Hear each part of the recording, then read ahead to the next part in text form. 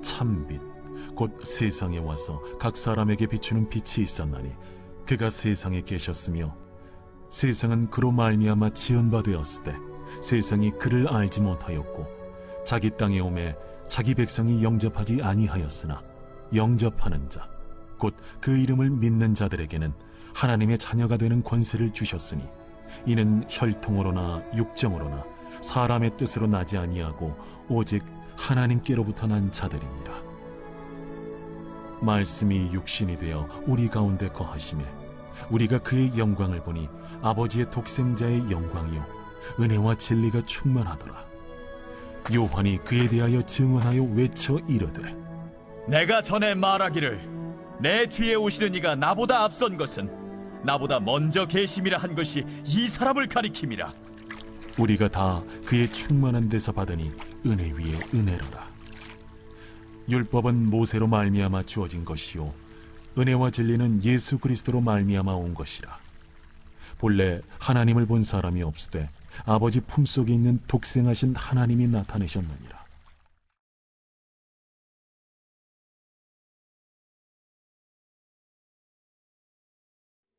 오늘 우리가 나누는 말씀은 요한복음 1장 9절에서 18절까지의 말씀입니다.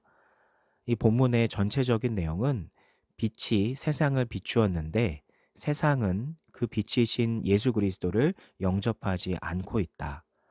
그런데 영접하는 자에게는 하나님의 자녀가 되는 권세가 주어진다라는 내용입니다. 그리고 한편 말씀이 육신이 되어 이 땅에 머무르신 그 그리스도의 생애는 은혜와 진리가 넘치는 삶이었음을 이야기를 합니다. 그리고 그리스도를 영접하고 그리스도인이 된다는 것이 무거운 짐을 지는 것이 아니라 특별한 권리이자 권세, 곧 우리가 기쁨으로 누려야 할 것임을 깨달아야 한다고 사도 요한은 이야기를 하고 있습니다. 그리고 더 세부적으로 사도 요한이 이야기하고자 하는 것은 하나님은 그리스도를 영접하는 자들에게 하나님의 자녀가 되는 권세를 주신다라는 겁니다.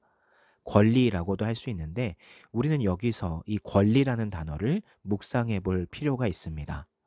이 말은 그리스도인이 되는 것이 희생이나 손해가 아니라 큰 특권이고 이익이라는 뜻을 갖는 겁니다.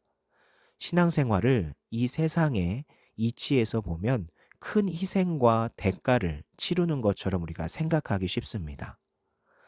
그리스도인으로 사는 것이 물질적으로나 시간적으로나 손해보는 삶이라고 생각하기도 합니다.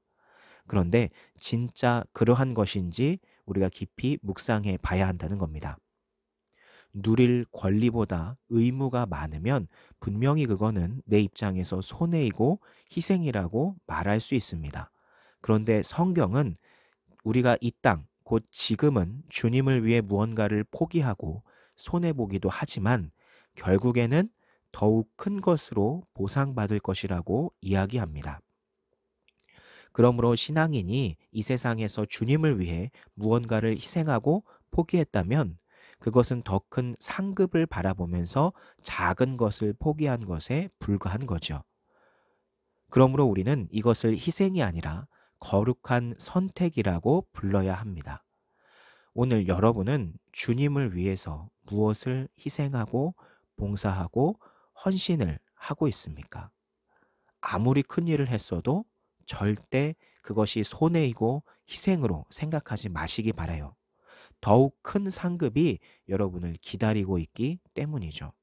그래서 우리는 늘 주님 앞에 내가 이 정도 했는데 라는 교만이 아니라 내가 이것을 했지만 주님은 더 큰 것을 내게 주신다고 제가 알고 있습니다 하는 이런 겸손을 가져야 하는 겁니다. 예수님의 삶은 은혜와 진리로 충만했습니다. 우리에게도 이런 균형 있는 신앙이 필요합니다. 은혜 없는 진리는 유대인과 같이 판단과 정죄를 낳게 되죠. 또 진리가 없는 은혜는 엘리 제사장처럼 분별 없는 사랑을 갖게 합니다. 당신에게, 여러분에게 이러한 균형 있는 신앙이 있습니까? 이런 균형 있는 신앙을 가지려면 우리가 주님의 말씀을 더 가까이 하고 우리가 하나님 앞에 더 겸손하게 우리의 할 일들을 해 나아갈 때 이것들이 가능한 겁니다. 그러므로 여러분들이 오늘의 말씀을 깊이 묵상하시면서 하나님이 나에게 주신 자녀된 권세, 곧 권리에 대해서 묵상해 보시고 내가 이 권리를 잘 누리고 있는지, 그리고 하나님이 나에게 주신 이 권세와 권리를 내가 감사하며 겸손하게 살아가고 있는지, 그리고 균형 잡힌 신앙을 내가 예배를 소중히 여김을 통해서 갖고 있는지를 한번 묵상해 보시고 이에 따라서 여러분이 무엇을 순종해야 하는지를 잘 묵상하는 오늘의 시간이 되었으면 좋겠습니다. 감사합니다.